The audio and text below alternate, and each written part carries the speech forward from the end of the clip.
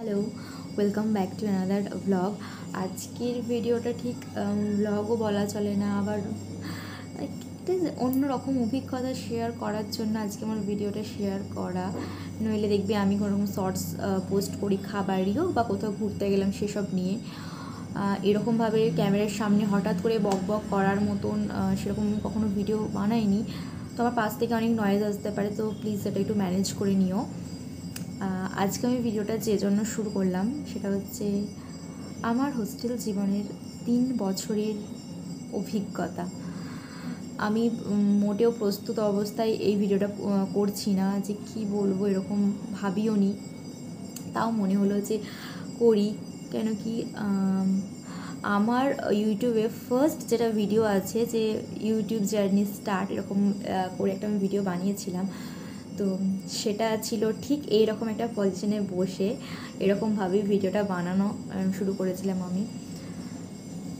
আজ 29শে জুলাই 2025, পরশু দিন 31শে জুলাই 2025 আমাদের হোস্টেল থেকে চলে যেতে হবে।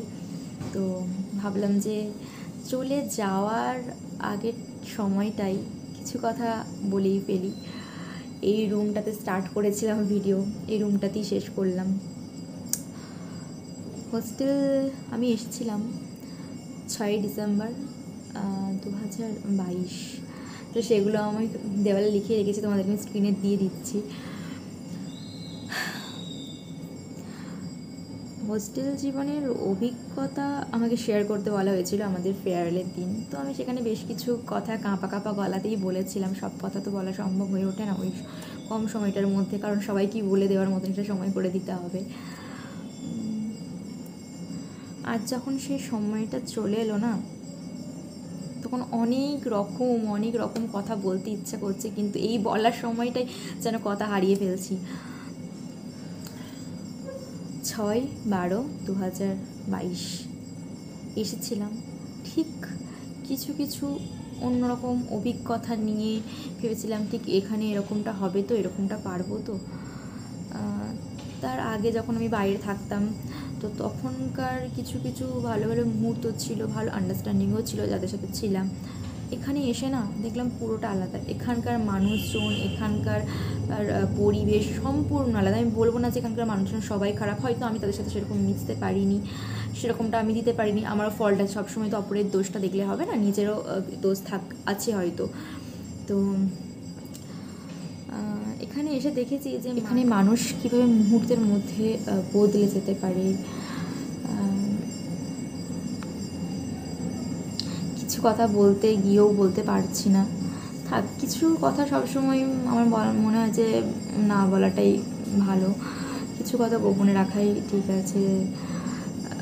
কিছু মানুষ মুহূর্তের মধ্যেই বদলে যায়। কিছু মানুষ তোমার সামনে একরকম দেখাবে, কিন্তু তার পেছনে কথা বলবে অন্য রকম।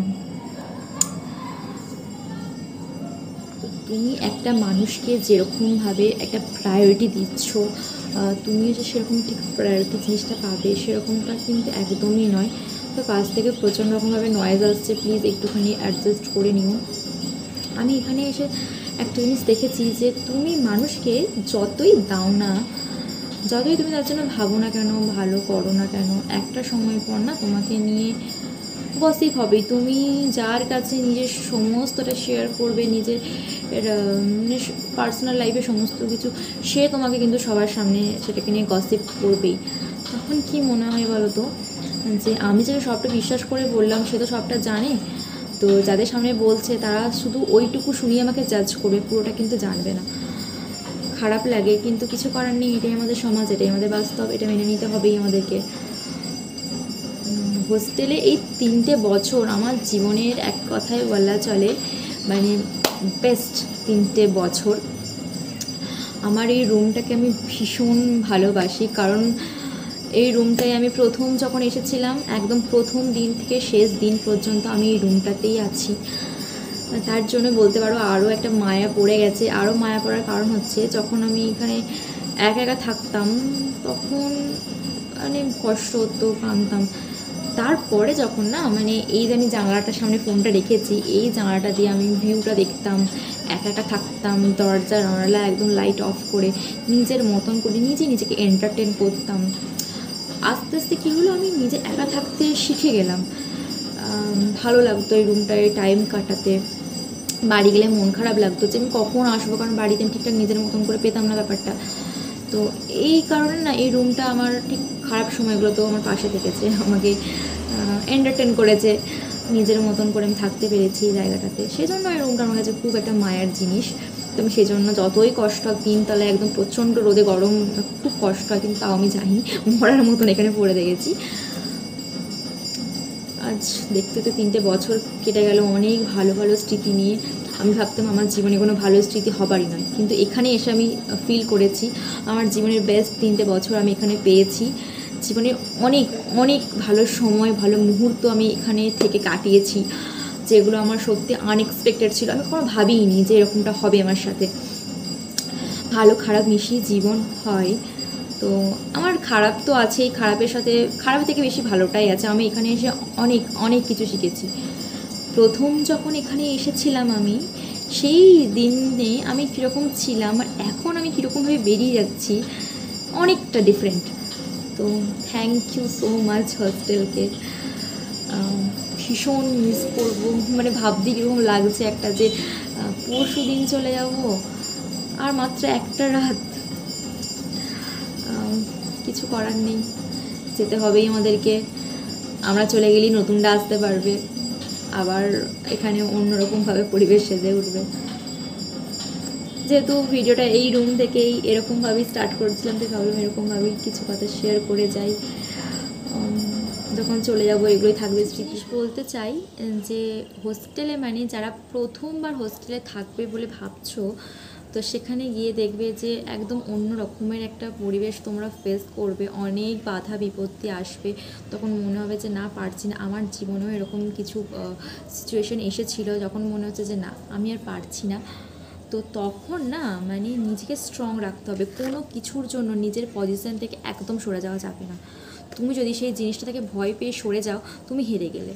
তোমাকে সেই জায়গাটায় তোমাকে লড়াই করে বেঁচে থাকতে হবে, যে কোনো কিছুতে তোমাকে লড়াই করতে হবে, নইলে তুমি টিকতে পারবে না। আমার একটা সময় আমি পারছিলাম না, আমার মনে হচ্ছিল ছেড়ে দিই, আমি আর পারছি না।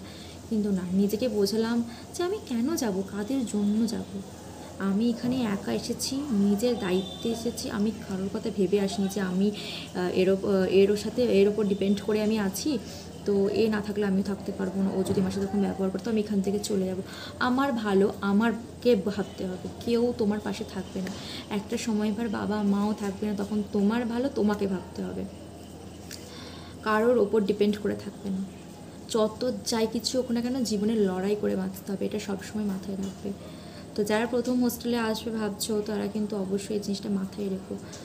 খারাপ সব কিছু তোমাকে অতিক্রম করে সামনের দিকে এগিয়ে যেতে হবে, তবেই কিন্তু সব জায়গায় তুমি টিকে থাকতে পারবে। হ্যাঁ, আর কিছু বলার নেই। এক কথায় এই হোস্টেল আমার জীবনের সর্বশ্রেষ্ঠ একটা মানে জায়গা। ভীষণ ভীষণ ভীষণ মানে মেমোরেবল আমার কাছে। থ্যাংক ইউ আমাকে অনেকটা চেঞ্জ করে দেওয়ার জন্য, এত এত ভালো মেমোরিজ আমাকে দেওয়ার জন্য। Thank you so much. By.